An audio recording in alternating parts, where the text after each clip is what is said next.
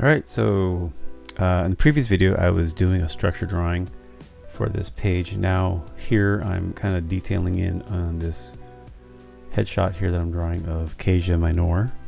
This is for that double page spread pages for my comic book, The Real Material. And what I'm working on here, and you can't see it, but there was a structure drawing underneath. But I have now gone to the point where I'm now using photo reference to detail out the character's face. The original sketch, I had just thumbnailed the general position of the head, but now that I actually found a pretty good reference for the character, I'm now going to integrate that into the original structure drawing, where I'm now starting to again put in the details for this particular image. And you can see here I'm using a reference, and you know my character, the character in the story, Casia, there's a range of emotions, but it seems like the first couple of issues she's just either been really confused or really upset, and you'll just have to read the pages to see the story to see how that all is playing out.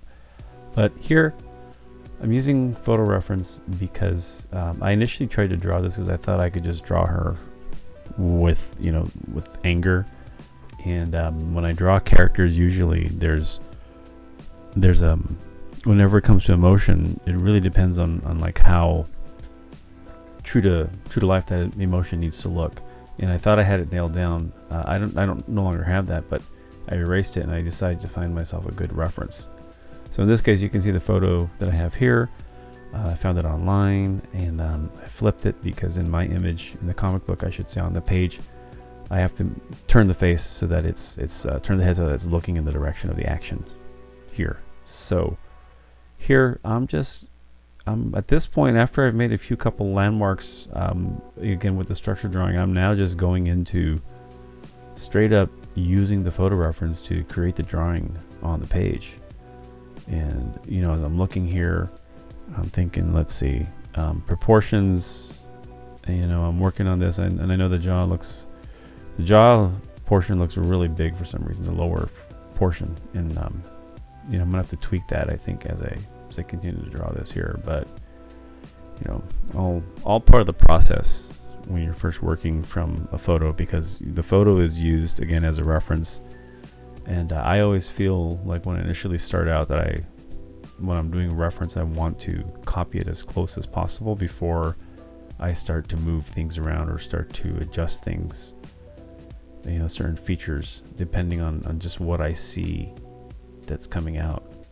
I know for the most part that a lot of photos are distorted to a certain degree, and so when I'm drawing and I'm using a photo for reference, I keep that in the back of my head all the time when I'm doing that. So like here, drawing the mouth, it's I initially the first thing I'm doing here, it seems like I'm probably making it a little smaller than it actually is. And as I look at this, I'm kind of contemplating like that something just isn't quite looking right. And as you can see here, I'm already starting to tweak it to make it actually a lot larger than it seems like it should be. But again, that's why I use reference, because I at least have a reference to use as I'm drawing this. So I'm working out the details on this face here. So I'll just basically work through, the process of putting down the initial marks for the face here. In this case, it's the mouth. And this is a tricky part here. Whenever you draw teeth, whenever you draw teeth, it's one thing to have a photo that's got like really nice detail, and in this case, we can see everything. We can see the eyelashes. We can see, inside the mouth. We can see every strand of hair. When I'm drawing this for my comic book, I gotta just be careful about making sure I get just enough details to make the emotion come through, and to make sure that everything just looks like realistic as far as comic book art is concerned. Obviously, I don't have a super photorealistic style, but I want to make sure that everything looks right. Because most people, when they look at it, when they look at an image and they see a face, although they may not be able to point it out, there might be something that just doesn't quite look right. Like I never want my work to have that. I at least want, from a technical side, I want everything to look sound whether it's a hand with fingers, and if it's a leg or an arm. It just has to look realistic, or I should say it should give the impression that what's happening is possible, even if it's like an impossible type thing, like a person flying through space, or some monster or some hero smashing through a wall. Like, you know, that doesn't happen in real life, but like I want it to be very plausible just based on how things look and are presented. The fantasy aspect of what it is that we do as comic book artists and creators and people who dream this stuff up is a whole different thing, and that's I think a discussion for another time, as far as like the why or the how. But as far as like what's presented on the page, if it's a car that needs to be flying through space with wings like an eagle, like all that stuff has to fit together and like look like it's plausible. So, you know, as I'm drawing the figure here, I'm making an adjustment to the ear, moving it so that it's in the correct proportions, and even this jaw line here, I'm having trouble trying to kind of resolve if I should make it a lot more square or if it needs to be softer. My default is to make it square and connect like that bottom rear part of the jaw to the ear lobe, but I may have to remove that simply because when I see it here, you probably wouldn't see that much definition. You definitely don't see it in the photo reference, that's for sure. But again, these are things that I can decide to adjust if I need to as I'm working on this. One of the interesting things about the face is how pliable and how much emotion you can have with, you know, expressing, you know, feelings, whether it's the eyes or the mouth. But again, the mouth here is really the main driver, because as she opens her mouth, her jaw drops and her upper mouth moves up, which causes her nose to kind of crinkle up a little bit. And so as I pan out here, I always make sure that I, you know, take a look at the proportions, make sure the head is looking okay or fitting correctly. So it's important to always kind of drop out, pull back, just, you know, keeping things in check, so to speak. And as I can see here, something about the jaw is just throwing me off, so apply a little distort on this adjustment here in Procreate. And I actually sized down the jaw, and right now the head just isn't sitting correctly, the way the back of the skull is connecting to the back part on the neck there.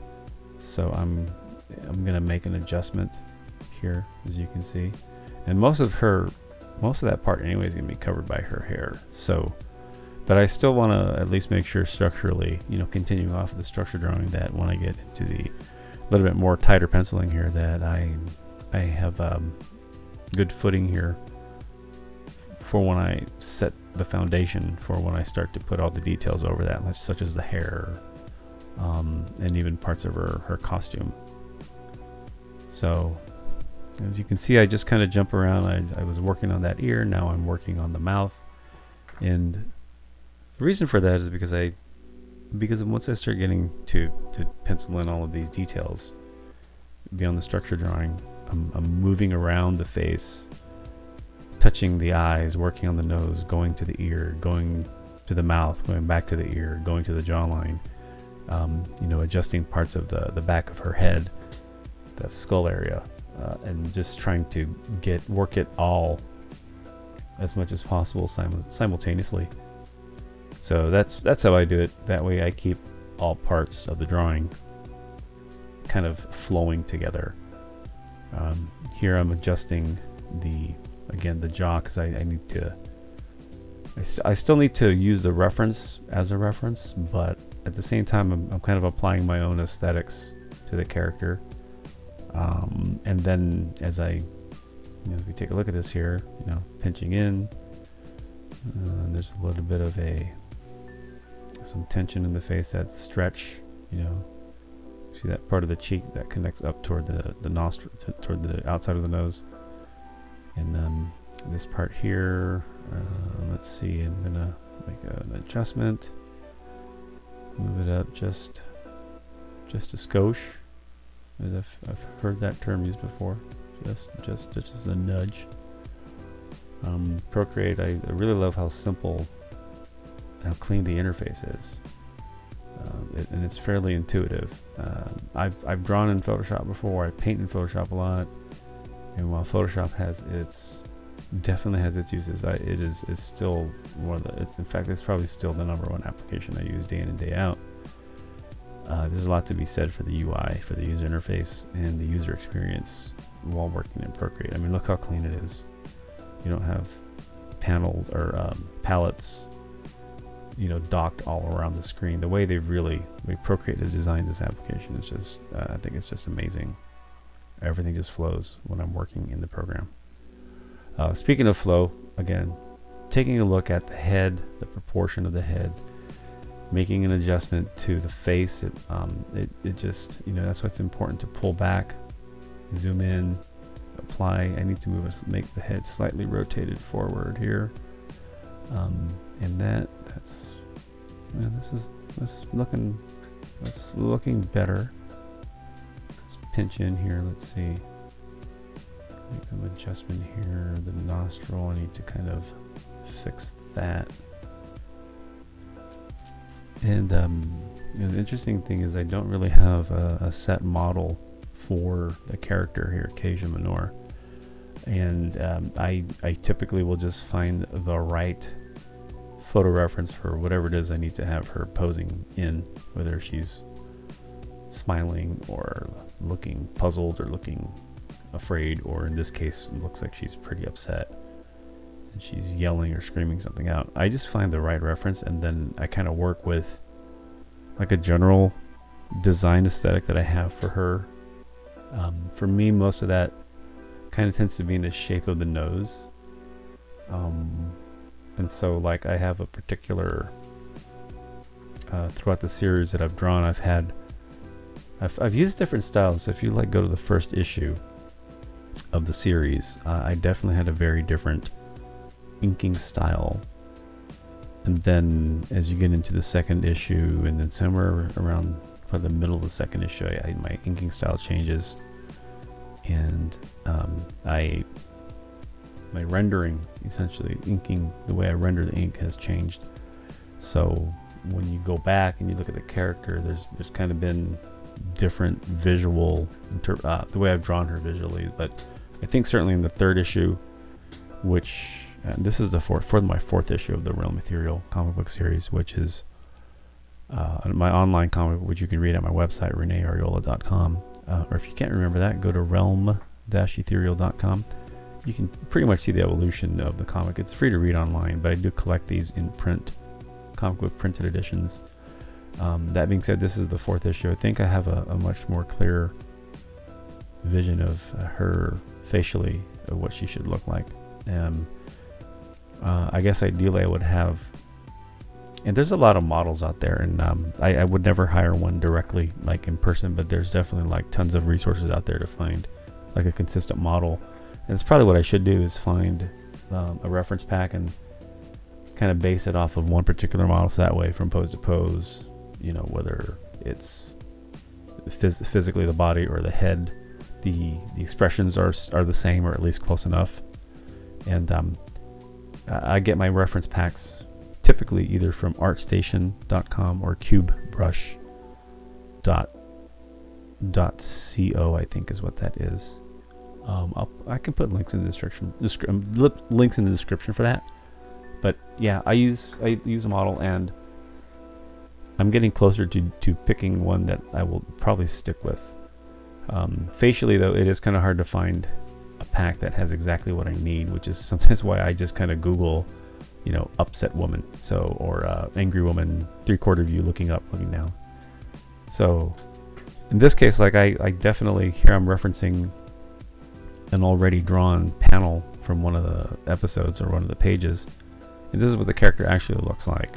So she's got red hair, and you can kind of see like her nose has that little I don't know what you call that at the end, the way the nose kind of tips up.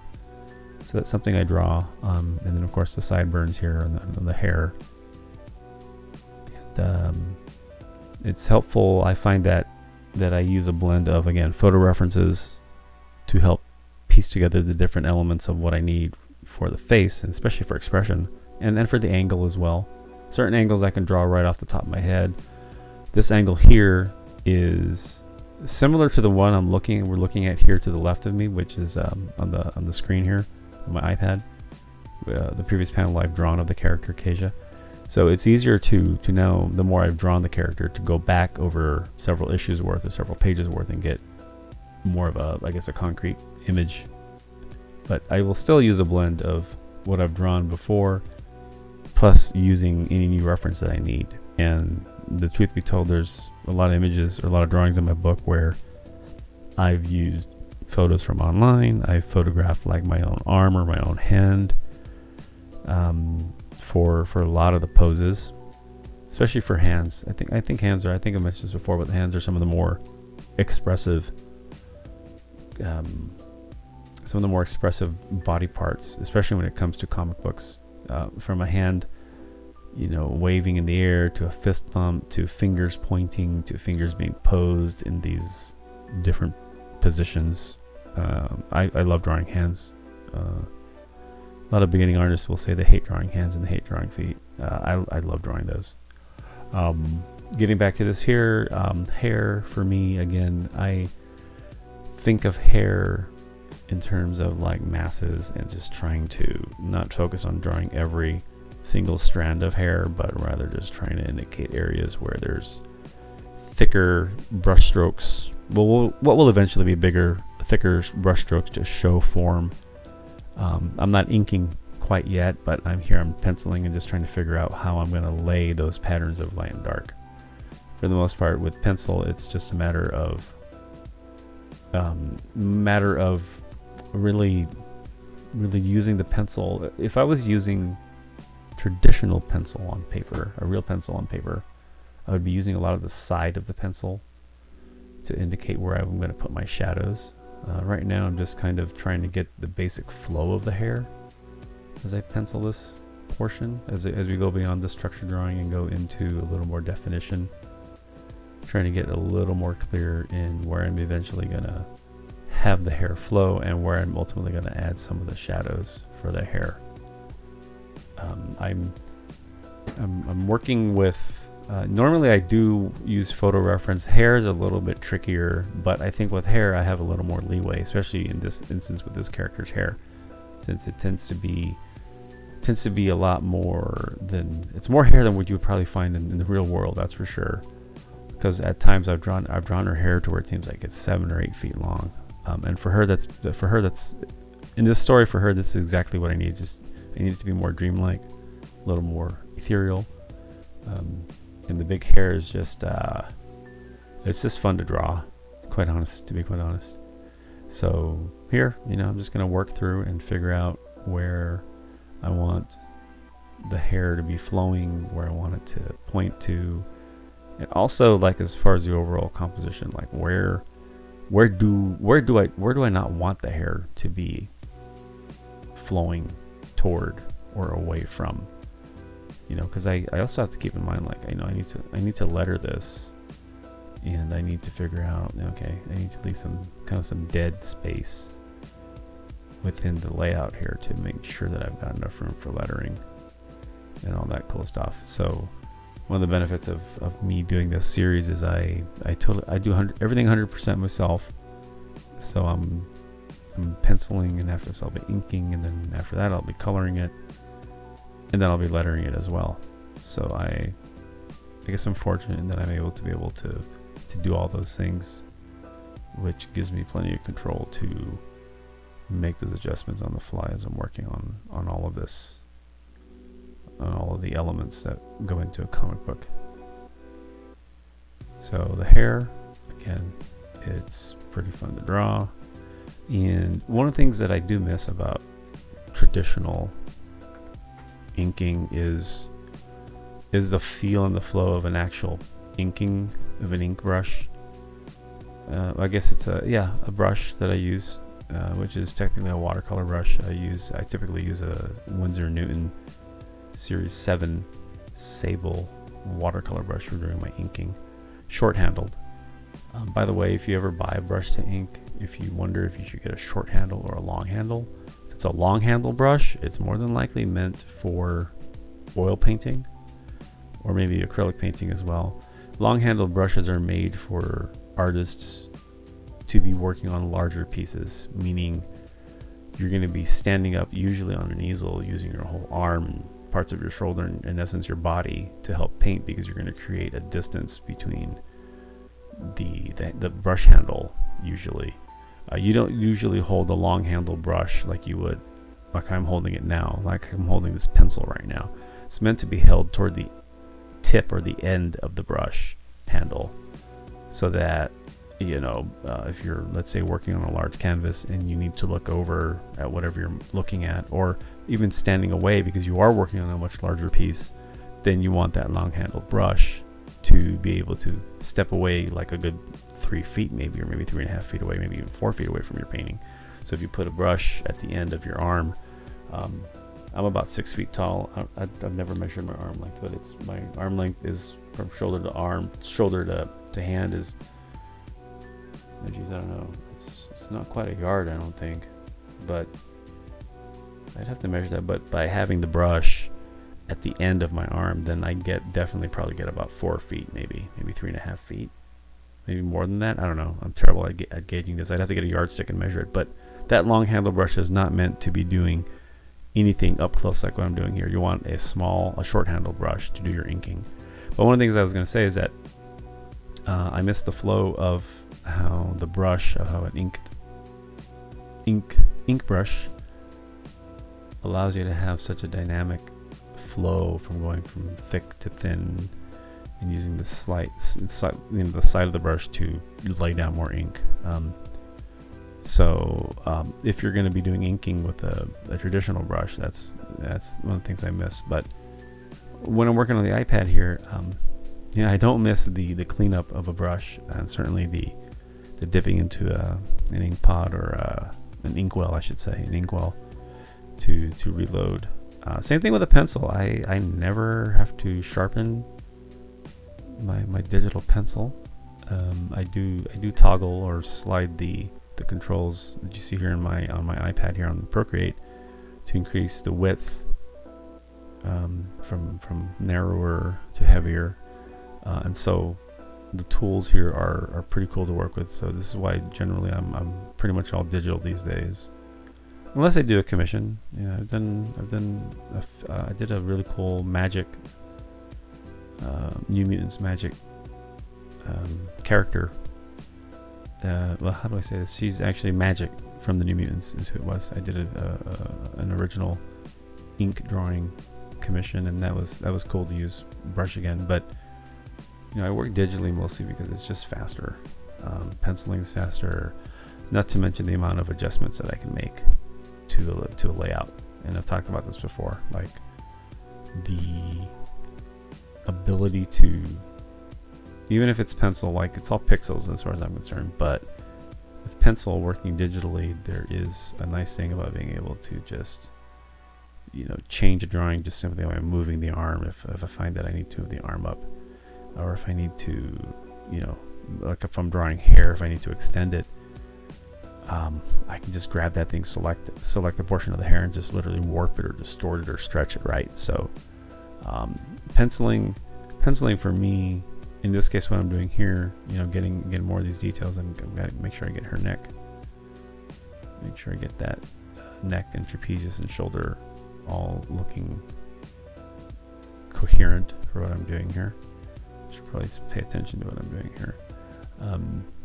Again, working on the hair, but yeah, so working digitally is just the best for me right now, and especially since I'm getting ready to be gone for a few days, and then be gone for a few weeks actually in October, and I plan to take, and I'm going to be traveling abroad, so it's going to be, I am more than ever going to really enjoy working on the iPad. I already do, but there's just something about being able to take just my iPad and my Apple Pencil and load that and hop on a plane, and especially with an international flight, which is what we're going to be doing coming up within the month. It'll be fun to, well, I've never flown for that long, so we'll see. I've never flown international that distance, I should say, across to Europe, but it should be. I'm looking forward to the moments where I can, at the same time, do a little bit of artwork. So that being said, working here, I'm just going to keep working on getting some of the more finer details of the mouth here, the teeth, and teeth again. Let me circle back to that guy. She almost looked like a vampire there, like really huge teeth coming out. So if you remember the reference I was using, not the one that I have here that we can see that's got the comic book finished artwork that I've done, but the photo of the reference that I found. Like, there's so much detail in that photo with her teeth that within her mouth that you want to bring that out, but as I'm drawing this, like, I'm realizing after coming back to it, she just looked like a vampire to me. And I think because I had that one incisor tooth, and this model, she's got, you can clearly see that it's a bit too much for the illustration. So for the drawing here. So toning it down is going to be the best play for what I'm trying to do here. And so as I look at this now, I think the face is, that's looking a lot better to me, what I've done here and what we have going on here with the hair. The hair is still a little wonky. I need to work that out. And there are definitely parts when I'm drawing this that I am,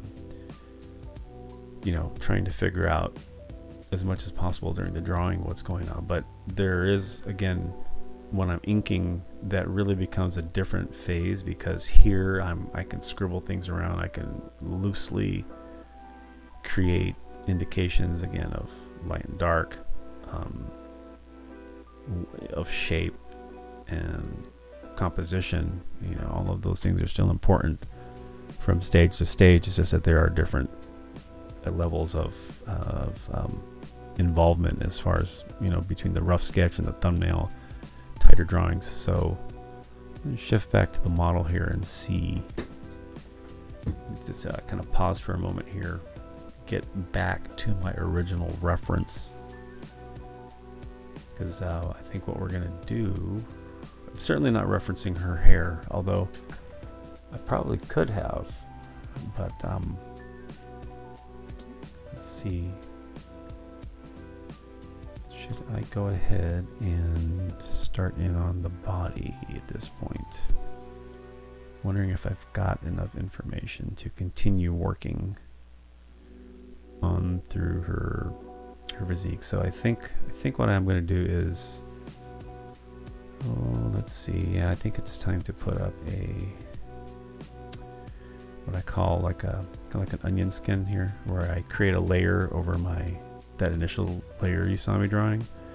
And what I'm going to do is going to create, in essence, like almost like throwing like tracing paper over the top. And what that will allow me to do is I won't have to erase any of the underdrawing, but then I can, oops, let me get that to black. What I can do is I can draw over that without having to worry about disrupting anything that I've drawn before. Because there's times I would do this, I would draw it and I would like erase lightly once I've got the drawing, and I do that a lot with traditional drawing. But I also know that there's a method where you can take like let's say you do your initial thumbnails on like 11 by 17, and I used to do this. I would do like an entire issue, 20, 22, 25 pages on 11 by 17 thumbnail size, like that, the whole book on one 11 by 17 sheet of paper. And then what I would do is I would blow up those thumbnails. I'd blow them up to comic book size, and then I would work roughs using a light box on top of that on another 11 by 17. And both of the 11 by 17s were done on like bond paper, so like a ream of copier paper. I'd go to Office Depot or Staples and buy like one big a ream of 500 sheets, and that would last me like forever. I think I still have some, but I would do my thumbnails on that, and I would do my roughs on that. And the roughs, I would blow them up, and then I would do a little more structuring, and this was before the computer. And I would blow them up and then enlarge them and print them out. I've got a large 11 by 17 printer that will print that, and then I would blow that up, and then finally work all my details out, and then finally I take like a Bristol board, like a Strathmore, you know, comic book art board, and then I would over that I would draw that, and then I would have kind of the same effect like what we see here. I would still have the original like structure drawing underneath, but then I can draw on top of that, like what I'm doing here. So essentially what I'm doing here is just like the digital version of that. I've got the structure drawing, and then I've got the a little bit more of the pencil roughs going on, and then I just created that layer which you just saw, which is just a white fill, and then I lowered the opacity of that, and then we have what I'm doing here, which is drawing the figure and starting to really, as you can see, this is a much more tight, it's a much more clean line now that I'm working over that structure drawing. And then here, you know, I'm just gonna, you know, get the deltoid here, drawing that, drawing in part of her clavicle there, that, you know, that is attaching to the shoulder there, and then we're drawing the arm, get the upper arm, little tricep side there, and then just keep on working here with the pencil going into the forearm, upper forearm part. And for me, the, you know, the reference is such a key role here. This reference even has some really nice lighting on there, which I think I'll probably come back to reference this photo here, the model here in this particular photo, to when I do the coloring, because I really like how the lighting is on this. And this photographer does a really good job of lighting and posing the models. You know, the poses are great because I can, you know, use the poses, but the lighting as well, if it's applicable, and I think in this instance it will be applicable, I can use the lighting even in the final color for this, which I'm already getting excited for that. But before we do that, I gotta, you know, continue penciling the character here, and that's what we'll do. So with that, what I think what I'll do is I'll just time lapse the rest of the remainder of this process here, and you could watch the rest of this as I pencil in the finer details on this figure drawing here for Kasia on this latest page that I'm working on. Anyway, thanks for watching, and I will catch you in the next one.